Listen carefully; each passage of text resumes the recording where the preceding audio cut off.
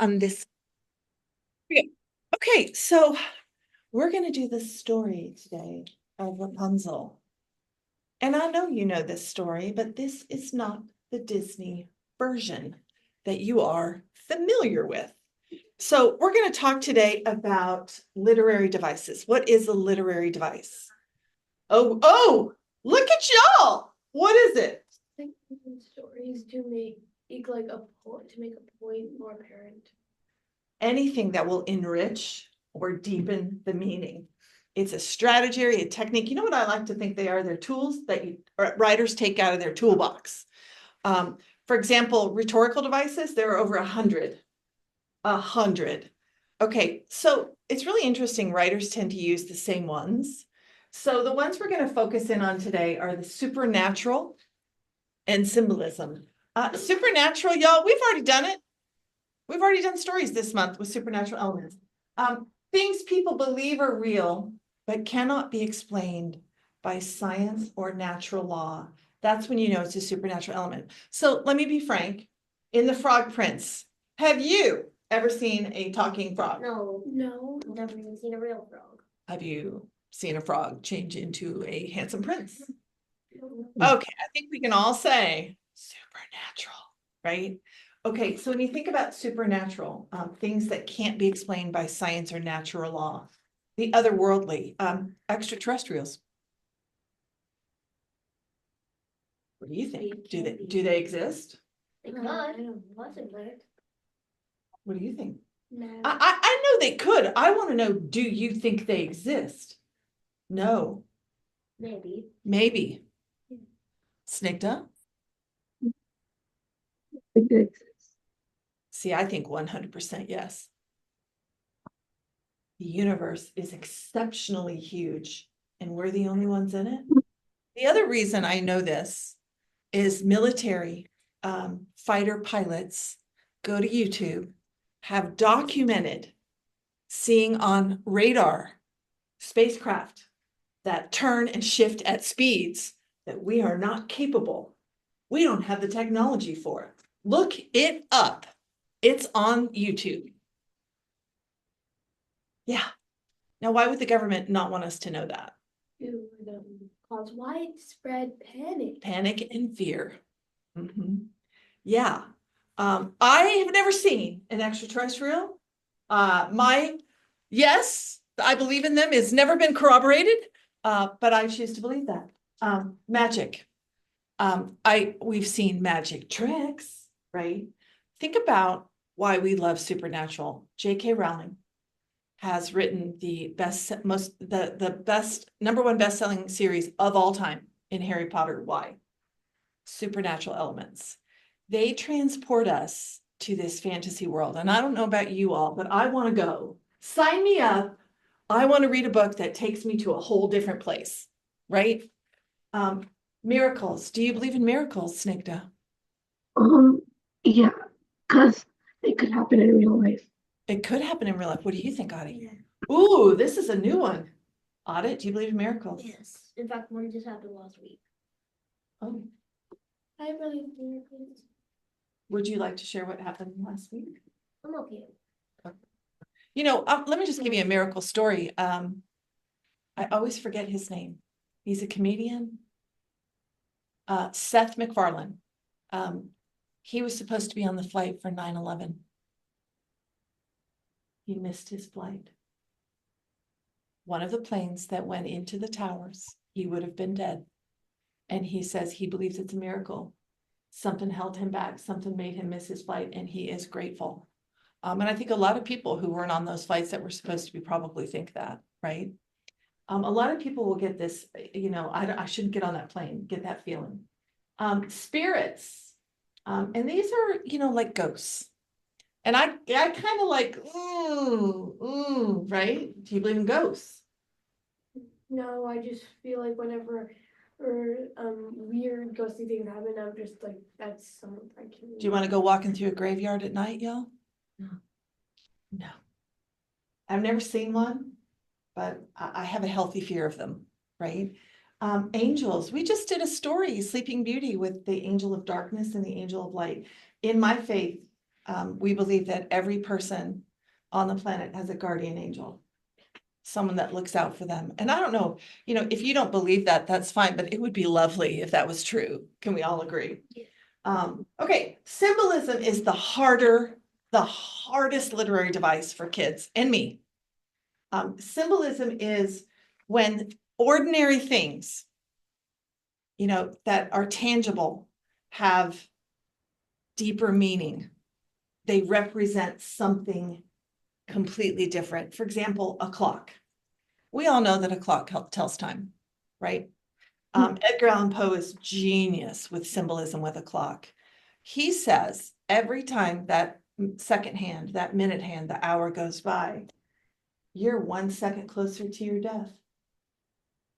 Is he right? Yeah. Uh-huh. So he'll use a lot of imagery with clocks as time running out, right? So today, spoiler, Rapunzel's hair is symbolism. It is symbolic of something besides hair. Now she has this beautiful golden hair and it's a braid. Okay, can I just ask y'all, and gentlemen, use your imagination. Let's say you grew your hair out, like to past your bottom, really, really long. And ladies, y'all know, how heavy is your hair when your hair is that long? A Right? lot. It weighs a lot. How much shampoo would it take to wash your hair, Rapunzel's hair? Half of the bottle. Your supply. I mean, yeah. Yeah, you might as well go through a car wash. Yeah, how long would it take to dry? A long. Okay. So the story presents her hair as just beautiful and golden, and I say it traps her. Because the only people that can get up to her climb her hair. Ouch! Ouch, they're pulling her hair. The weight of a person is climbing up her hair. How can that be good, y'all? Right? Does her hair help her escape? No, she needs a rag. No. She needs a thing of rags from the All right. guy. Okay. So I'm going to start the story today. And it's a short story. And I want to tell you, rampion is a beautiful purple plant. Let me share the screen here real quick. And I apologize. I'm going to show y'all on the little screen. Can y'all come over here for a second? Okay. So this is what rampion looks like. Okay. It's real. And I want you to tell me, what does that say right there? Planting Rapunzel. Okay. Does everybody see that? Yeah. Okay. Mhm. Thank you. Y'all can go back. Okay. So I just want you to know that Rapunzel is a real plant. It is a plant. So, oh, wait, we got symbolism again, y'all. The plant. Here's what I want you to look for. So the story begins with a husband and wife desperate to conceive a child. Mhm. Okay. Mm. Desperate to conceive a child. They live next door to the enchantress, who is described as someone with great power, dreaded by all the world. Well, that's unlucky. Yeah. Move. And this enchantress has a garden over a high wall. Of course it is, over a high wall. And the wife is looking down from her second story window into the garden, and she sees that rampion, that Rapunzel plant. And you know what she does? She wants it. I gotta have it. If I don't have it, I will die. Now, I don't know about y'all, but I have not been that enamored with a plant ever in my life, which means we have a supernatural element here. The rampion is enchanted. The enchantress has put a spell on it, making the wife desire to eat it. Okay, so then the story goes like this. The husband sees his wife freaking out about the rampion, and he's like, I'll go get you some, honey. Right? Okay, I'm paraphrasing. So he breaks the law. He steals from the woman who's dreaded by all the world, climbs over the wall and gets her rampion, which she makes a salad with. And by the way, it's really interesting. I just showed you that picture. They make the leaves of Rapunzel, it's like spinach leaves, and the root is like a radish. It is indeed in real life edible. So that part of the story was actually real. Yeah. One moment, I gotta go get a Band-Aid. Did you paper cut? My nose. Your nose is bleeding. Oh, here. Did you pick it? Good. And they're right behind you, baby. I thought you said your finger was bleeding. And there's more behind you. Okay, sorry, little. Okay. Okay, so he goes over the wall, steals it. What are the odds she allowed him to steal it? I think so. She's an enchantress, so she's all She knowing. knew what was going on. So of course she eats it. And she craves it even more. It's like a drug. So her husband goes back over the wall to get more. And of course, who's waiting for him? The witch. The enchantress. And her name is Old Dame Gothel. Isn't that a terrible name, Gothel? Doesn't it sound kind of, ugh, yeah?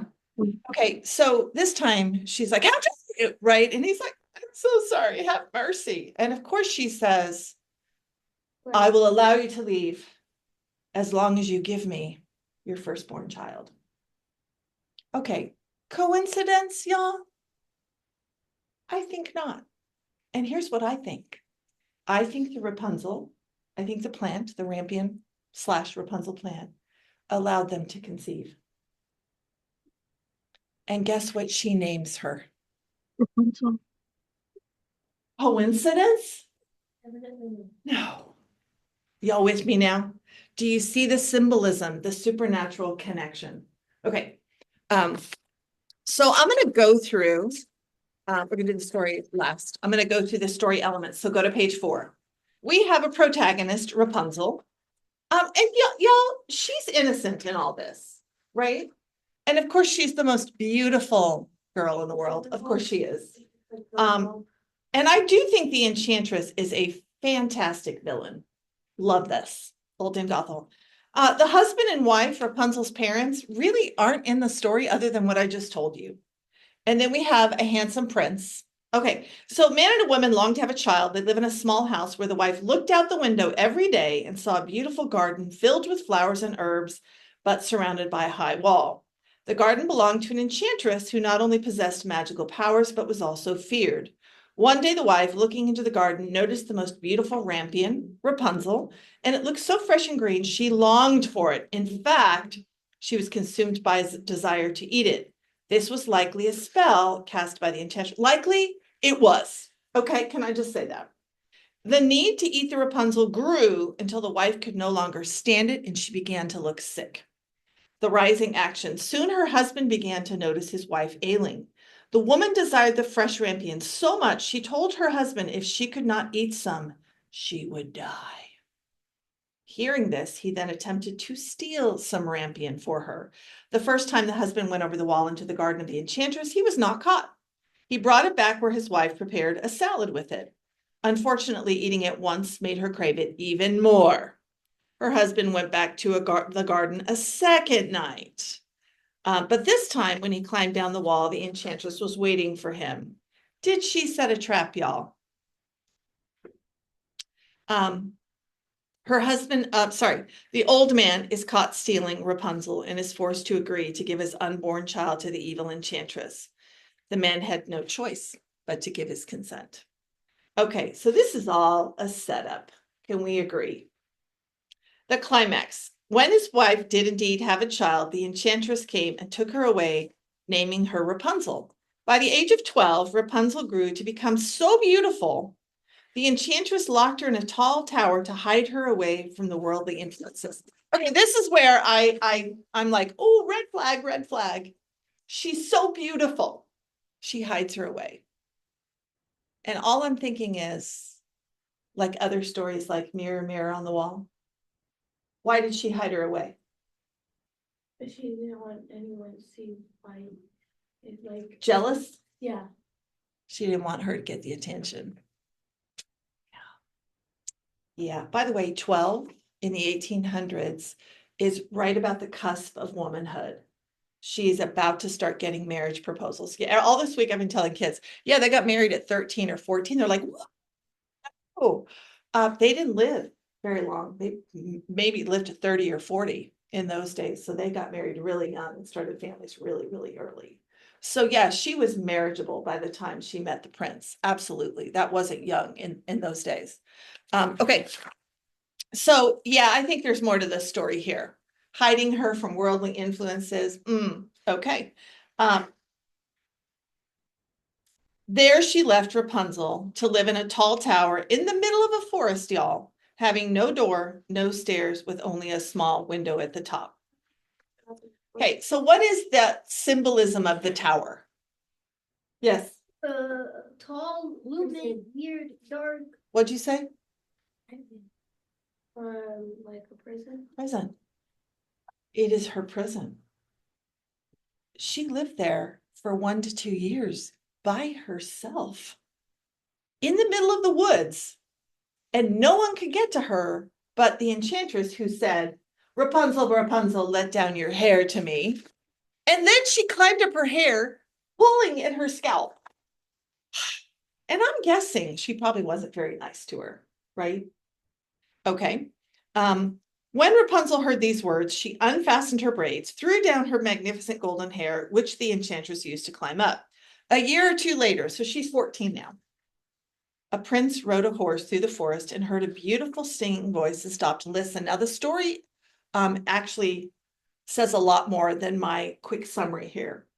He was drawn to her voice. He would go back to his castle and all he could think about was her singing.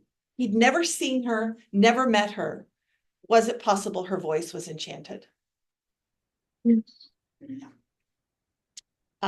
So he couldn't stop thinking about the charming voice and returned, but this time he saw the enchantress at the bottom of the tower say, Rapunzel, Rapunzel, let down your hair.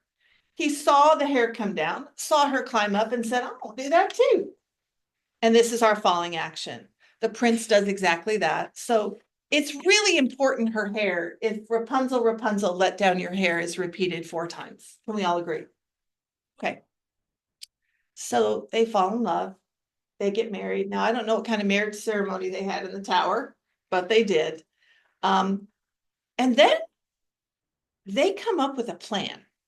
The plan was for the prince to come by night, and bring a yard of silk until she had enough to create a ladder to escape. That's what this story says. But upon one of the enchantress's visits, the innocent Rapunzel accidentally slipped and told the enchantress she'd been meeting the prince in secret. What she actually says is, why are you heavier than the prince? That's so. Why are you so heavy when you come up my hair? Um, Which means the enchantress is a little overweight, right? Which is a little funny. But old Dame Gothel has exploded in rage. Rapunzel has been defiled in her eyes. She cuts off Rapunzel's hair in rage, and in doing so, cuts all ties with her and puts her in a desert to wander. Here's where the hair cutting off is really, really symbolic. This is the best thing that could have happened to Rapunzel. She no longer has ties with the enchantress. So cutting off her hair allowed her to be free. She's not stuck in prison anymore. She doesn't even have to deal with that woman anymore, right? She's just living her life. Now she's wandering in the desert. That's not great. But I mean, the desert's livable. That's better than a tower stuck Find all an there. oasis, you're fine. Okay, so that evening, of course, the enchantress lies in wait for the prince, knowing he will come. Thou wilt fetch thy dearest, but the beautiful bird sits no longer singing in the nest. The cat has got it, and will scratch out thy eyes as well. Rapunzel is lost to thee, thou wilt never see her more. This is very important. This is figurative language. So tell me, when she says to the prince, the beautiful bird sits no longer singing in the nest, who is she referring to? The enchantress. What's the nest? The tower. The cat has got it. Who's the cat? Interesting. And will scratch out thy eyes as well. Here's the curse. Rapunzel is lost to thee, thou wilt never see her more. The prince tried to escape, was blinded by thorns, which pierced his eyes when he fell down from the tower. Despondent, the prince wandered about the forest, eating roots and berries, giving up all hope of ever finding his dear Rapunzel. He roamed for many years until one day he heard a sweet singing voice and walked toward it. When Rapunzel saw the prince, 2 tears fell upon his eyes, and they were miraculously healed. The prince took Rapunzel back to his kingdom, and they lived there happily ever after. What are the odds? He's blind. What are the odds they meet up again? It's fate. Miracle. I agree with you. This is a supernatural element again. What are the odds? 1 tear in each eye heals his eyes. Supernatural. It's like the rabbit magic. What a fabulous ending, though, right? They find each other. True love conquers all. And that is our theme. Good triumphs over evil.